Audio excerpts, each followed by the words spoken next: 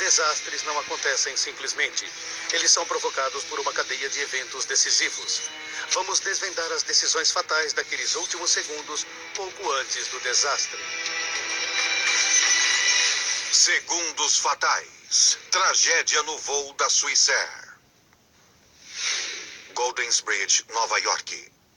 2 de setembro de 1998. 4h46 da tarde. Ray Romano, pai de 3 filhos, vai viajar a negócios para a Europa. Você já está pronta, querida? Tô quase. Já tá na hora? Está.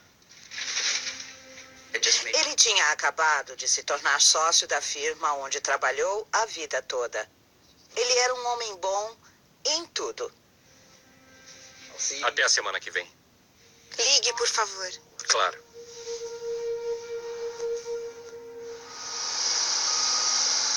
Sete e 45 da noite. Horário de verão na costa leste. Aeroporto JFK de Nova York. 215 passageiros embarcam no voo 111 da Swissair, com destino a Genebra, Suíça. Tchau. Ray Romano está na fileira 9, perto da frente do avião. Está com bilhete? Não, Não? Ele vai sentar com você? vai. Ah, tudo bem então.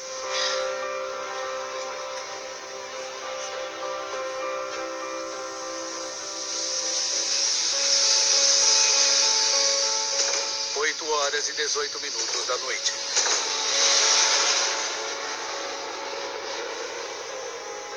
O comandante Urs Zimmermann e o primeiro oficial Stefan Lowe vão pilotar durante as 8 horas de viagem noturna.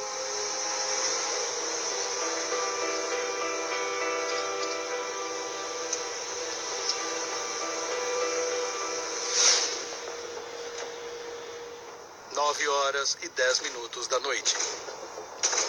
52 minutos depois da decolagem, o voo 111 da Swissair está viajando a 10 mil metros sobre a costa da Nova Escócia, no Canadá. Está sentindo esse cheiro? Sim, eu estou sentindo um cheiro estranho aqui. Mas eu não sei de onde vem.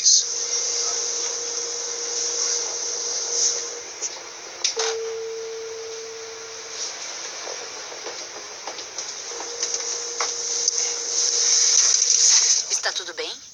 Você está sentindo um cheiro estranho aqui na cabine? Tem um cheiro estranho aqui, sim. Está sentindo? Estou, mas onde estão os passageiros não tem nada.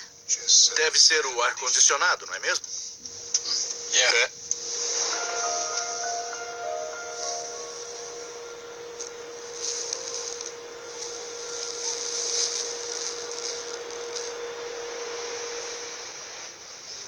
Você vai pintar o foguete de que cor, querida? Eu vou pintar de rosa e de roxo.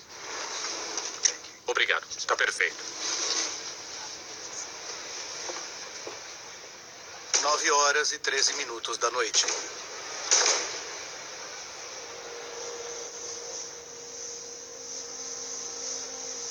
Tem planos para fazer quando chegar em casa? Vamos velejar no Lago Zurich. Muito legal.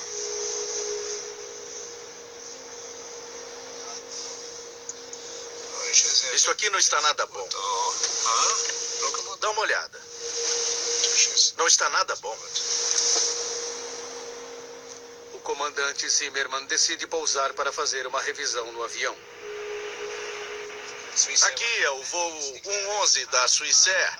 Nós temos fumaça na cabine de comando e estamos solicitando um retorno imediato a um local conveniente. Por favor, talvez Boston? Entendido, 11. O controle de tráfego aéreo lhe diz que o aeroporto de Halifax está bem mais perto do que Boston, apenas 122 quilômetros de distância. Você prefere ir para Halifax? Afirmativo para o voo Swissair 111. Preferimos Halifax a partir de nossa localização.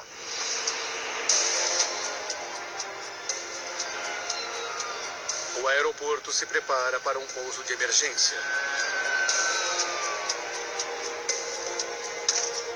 A fumaça sumiu, mas os pilotos ainda querem que o avião seja revisado.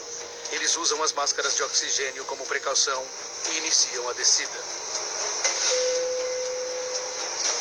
O comandante ligou os avisos de apertar cintos. Temos um problema com o ar-condicionado que precisa ser retificado antes de continuarmos com o voo. Vamos fazer uma parada no aeroporto de Halifax, no Canadá.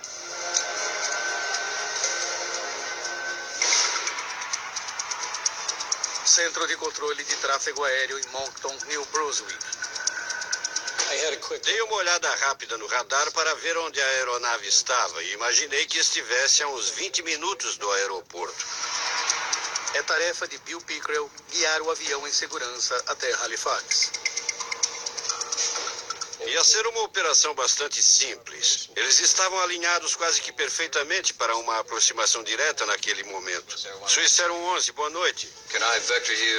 Posso guiá-los para a pista 06 em Halifax? Sim, o posicionamento para a A6 vai ser ótimo. Swissair 11. Entendido. Uma aproximação em curso contrário para a pista 06. 48 quilômetros de voo até a cabeceira. Precisamos mais do que 48 quilômetros. Swissair 11, entendido. Vire para a esquerda seguindo a 0130. O avião está muito alto para conseguir chegar a Halifax na primeira passagem. Como regra geral, naquela distância do aeroporto, o ideal seria que a aeronave estivesse a cerca de 3.000 metros. Neste caso, eles estavam a 6.000 ou mais. Os pilotos fazem a volta enquanto vão descendo mais. Swissair 11, preciso saber quantos passageiros estão a bordo e vocês têm que despejar o combustível excedente. Entendido. Temos que despejar combustível. Posso fazer isso nessa área durante a descida? Minha reação foi me virar para meu colega ao lado e dizer não. Ele precisa despejar combustível agora. E então imediatamente verificar onde seria seguro fazer aquilo e ao mesmo tempo mantê-los perto do aeroporto. Bill Pickrell sugere que eles despejem sobre o aeroporto ou façam uma volta mais longa e despejem sobre o oceano. Os pilotos preferem o oceano. Vai ser uns 16 quilômetros antes de você ficar perto da costa. Você ainda está a cerca de 40 quilômetros do aeroporto e tem que chegar aqui bem depressa. Tudo bem, está bom para nós. Por favor, me avise quando eu vou poder começar a despejar o combustível. 9h23 da noite. O comandante inicia os procedimentos para cuidar da fumaça sem origem conhecida. Interruptor da cabine selecionado. Ele corta a energia desnecessária na cabine.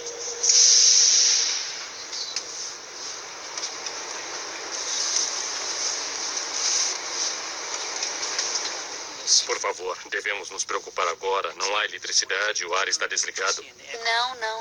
O comandante nos assegurou que não há motivo para preocupação. São apenas os procedimentos normais de um pouso de emergência. Pouso de emergência? Não precisa se preocupar. Vamos pousar em poucos momentos. Pode prender o cinto dela, por favor?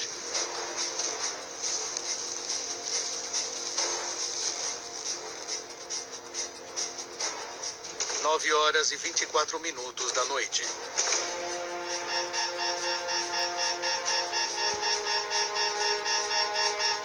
Perdemos o piloto automático. O piloto automático já era. Meu Deus, Stefan, tem fogo aqui. Vamos declarar emergência. Swissair 11, declarando emergência agora. Entendido. Ai, meu Deus. A aeronave está a pelo menos 6 minutos do aeroporto. No fundo, eu escutava um som de alerta para os pilotos e eu não tinha ideia do que aquilo significava.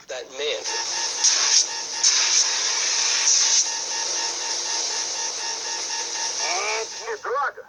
Aqui é 11, estamos começando a despejar combustível. Temos que pousar agora. Swissair 11, entendido.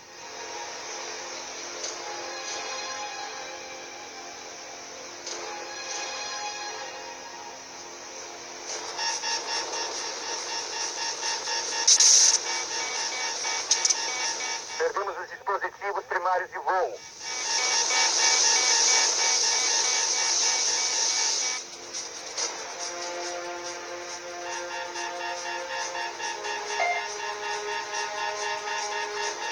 Perdemos o transponder. O transponder já era. Responda, Swissair 11. Toda a comunicação com o avião se perde. Swissair 11, responda. Os controladores de tráfego aéreo só conseguem seguir sua rota pelo radar. Swissair 11, responda. Percebemos que a aeronave estava se afastando do aeroporto e estava seguindo para o oeste, descendo a costa. E então percebemos que algo tinha dado muito errado.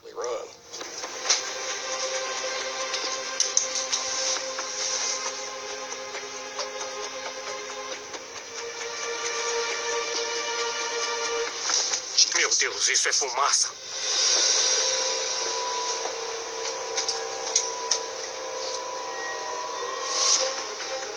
Por favor, temos assentos lá atrás. Siga até ao fundo. Meus colegas vão ajudá-lo.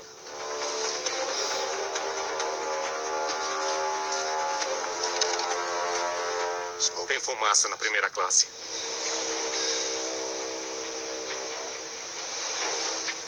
Durante 6 minutos, Bill Pickrell observa a rota estranha do avião. Dá uma sensação de desamparo ficar sentado ali sem ser capaz de fazer nada. 9h30 da noite.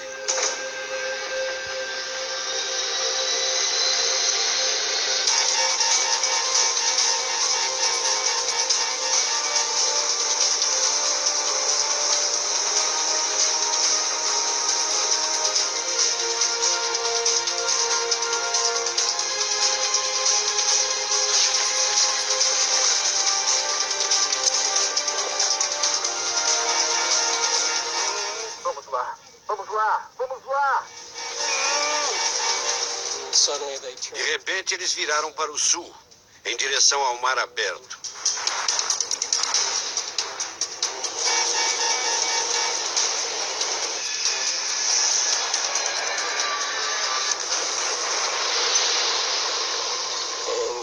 E a aeronave desapareceu. Ai, meu Deus, acho que o perdemos. Acho que o perdemos. Swissair 11, responda. Swissair 11. Meu Deus.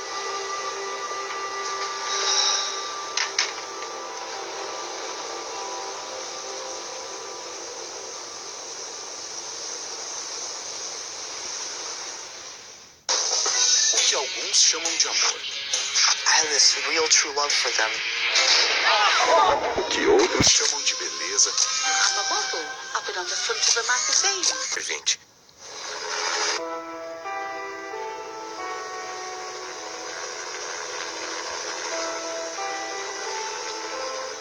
A terrível notícia é confirmada de manhã bem cedo.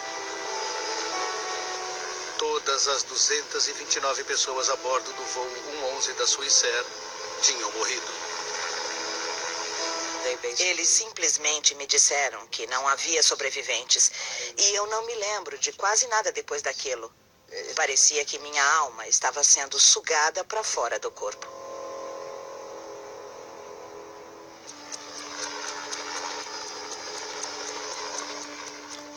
O Comitê Canadense de Segurança nos Transportes inicia uma investigação. A autoridade encarregada é Larry Vance. Ele tem 31 anos de experiência como piloto e 14 como investigador de acidentes de avião. Seu ponto de partida é a gravação do controle de tráfego aéreo. De fato, tínhamos bastante informação desde o início, porque sabíamos que a aeronave tinha pegado fogo e que os pilotos estavam lutando contra essa circunstância. Estávamos interessados em descobrir como o fogo começou, como se espalhou e como ele acabou danificando o avião. Para nós era essencial que respondêssemos essas 3 questões. Agora, ao nos aprofundar na investigação, podemos revelar o que fez com que um avião de passageiros moderno caísse no Oceano Atlântico, matando todas as pessoas a bordo.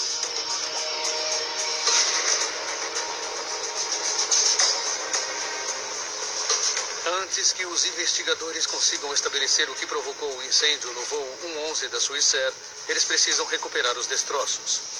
Mais de 20 agências do Canadá, Estados Unidos e Europa são convocadas para ajudar. Objetos pessoais e destroços foram encontrados ao longo de 200 quilômetros de praias. Vocês vão encontrar restos humanos. Não sei dizer o que vocês vão fazer depois. Deem um jeito e continuem seu trabalho. Apenas um corpo foi encontrado intacto.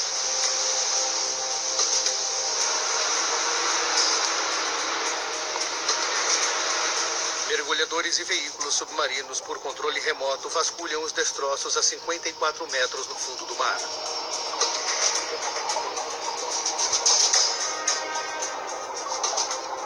Era importante para nós tentar recuperar as caixas pretas, porque é lá que encontramos informações básicas sobre o que acontece na cabine. Estávamos muito ansiosos para colocar nossas mãos nelas. As duas caixas pretas do avião acidentado foram encontradas intactas 9 dias depois do acidente.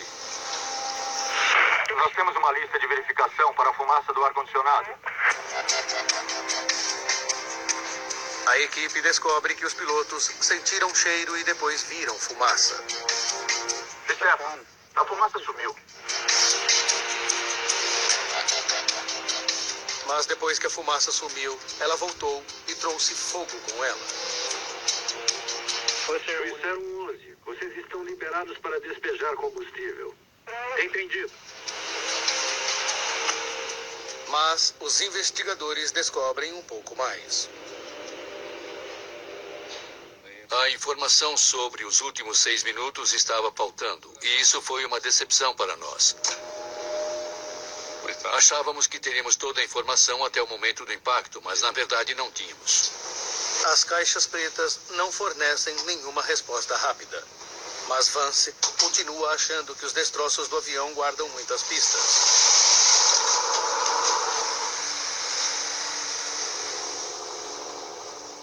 Eles levam meses para recuperar os destroços e os objetos pessoais.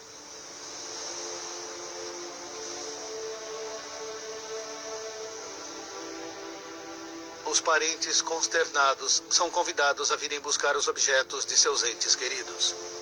A bagunça era indescritível. Havia malas que pareciam que o demônio tinha mexido nelas. E, por outro lado, havia coisas que estavam em perfeitas condições e que só foram retiradas da água. Lynn vê o caderno onde o marido tinha feito uma lista de compras naquela manhã. O fato de que seu caderno estava ali e podia ser lido, revistas estavam intactas, mas nenhum dos passageiros me fez perguntar por quê? Como isso pôde acontecer? Eles explicaram simplesmente que tinha sido a Força G. E você sabe o que acontece. Foi aí que eu desejei não ter perguntado.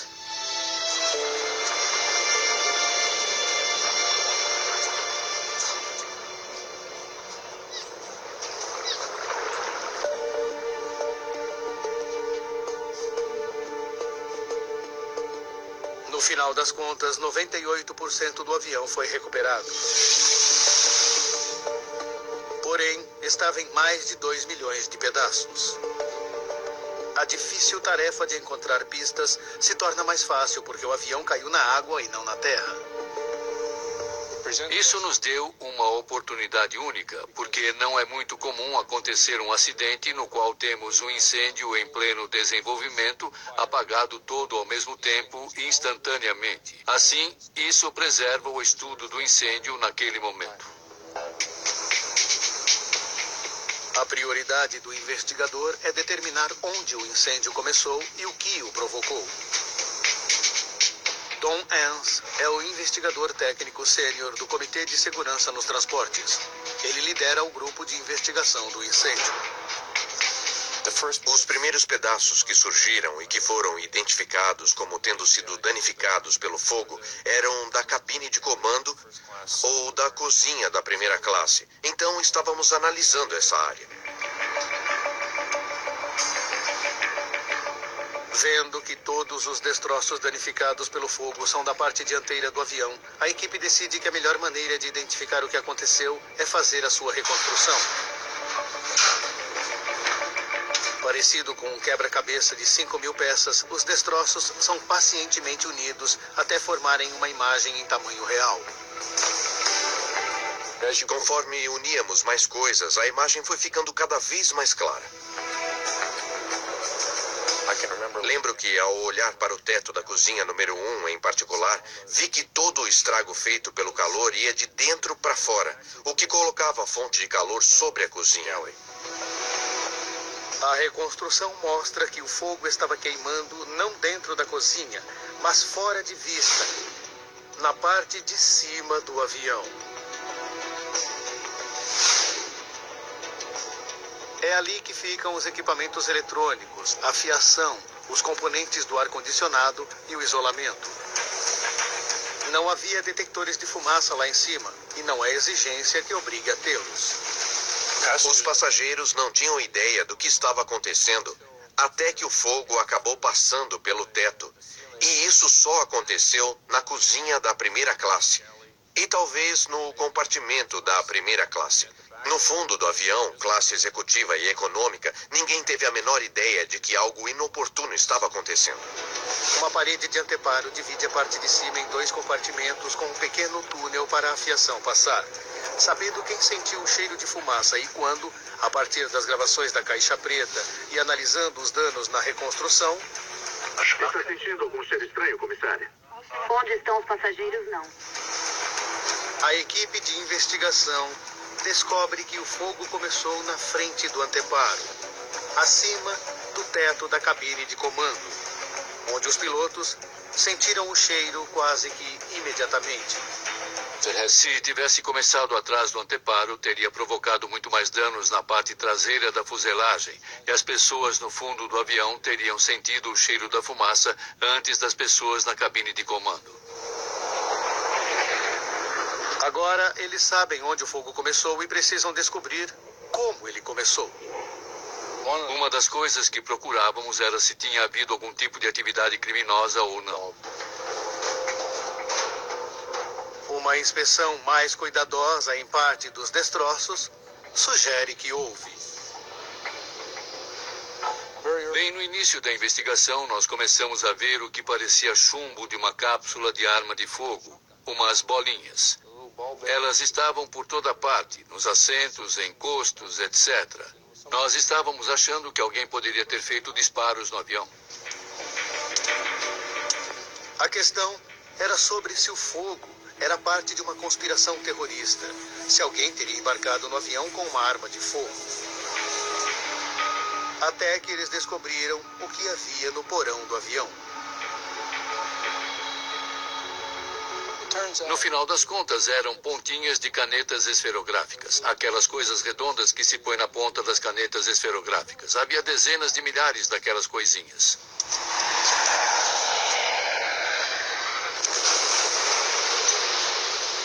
O avião bateu com tamanha força no mar que espalhou as esferas do compartimento de carga por toda a aeronave. Com a eliminação da criminalidade, o avião abriga 250 quilômetros de fiação.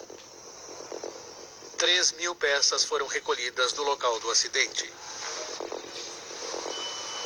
O investigador de acidentes de avião Jim Foote sabe que a tarefa de sua equipe é penosa. Primeiro, eles precisam identificar de onde cada fio era. Os fios B eram basicamente do fundo da cabine de comando, perto da primeira porta. Então, com certeza, esses fios eram interessantes. Queríamos todos os fios que começassem com a letra B. Nós vamos examinar cada centímetro desses fios. A equipe de Jim busca isolamento danificado ou faltando para ver se eles conseguem encontrar o fio que deu início ao incêndio. Qualquer fio que fique raspando em uma peça de metal pode desgastar o isolamento e se esse fio está energizado, então é possível que surjam curtos quando ele encosta nessa estrutura. Um curto é uma descarga elétrica que salta de um fio energizado exposto. Como um pequeno raio, ele cria um clarão de luz rápido e de calor muito intenso. Esse curto derrete o cobre das linhas que cobrem o fio, deixando uma bola de cobre indicadora. São essas bolas de cobre que a equipe está procurando.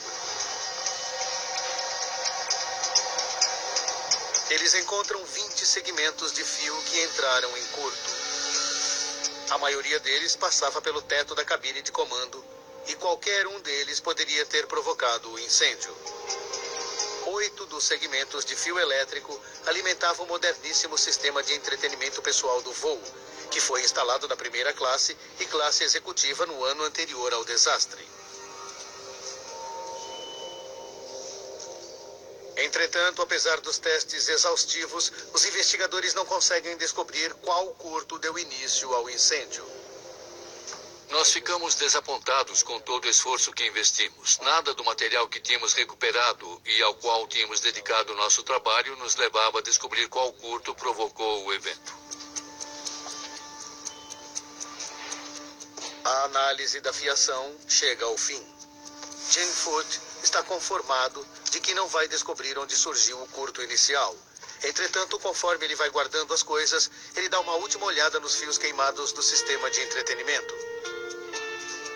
Ele não estava lidando com aquilo com o mesmo cuidado que tinha no passado, então ele abriu as pontas que estavam tortas. Eu comecei a desembaraçar os fios. E, de repente, descobri uma segunda marca de curto no mesmo lado de um dos que a gente já tinha notado. Larry. Veja isso. Eu conhecia aqueles fios muito bem e Jim também os conhecia bastante. Quando os olhei no microscópio e vi aquela bolinha, eu pensei, nossa, é isso. Descobrimos. Jim descobriu. Para confirmar que esse foi o curto que deu início ao incêndio, eles o colocaram em uma maquete do sistema de fiação do teto da cabine de comando. Tem muito fio que passa pelo teto naquela área e eles são presos por um suporte de metal. Achamos que esse fio ficou raspando nesse suporte. Os aviões estão sujeitos a constantes vibrações quando viajam acima dos 900 km por hora. Os investigadores acreditam que a vibração provocou o contato. O isolamento dos fios ficou danificado, permitindo que um curto acontecesse quando raspou no suporte de metal. Finalmente tínhamos chegado a uma conclusão quase que imediatamente para dizer que tinha de ser aquilo. Porque sabíamos que o posicionamento daqueles fios em que ele tinha encontrado o curto era exatamente o mesmo onde o fogo havia começado. A equipe ficou preocupada que o sistema de entretenimento não tivesse sido instalado de maneira apropriada.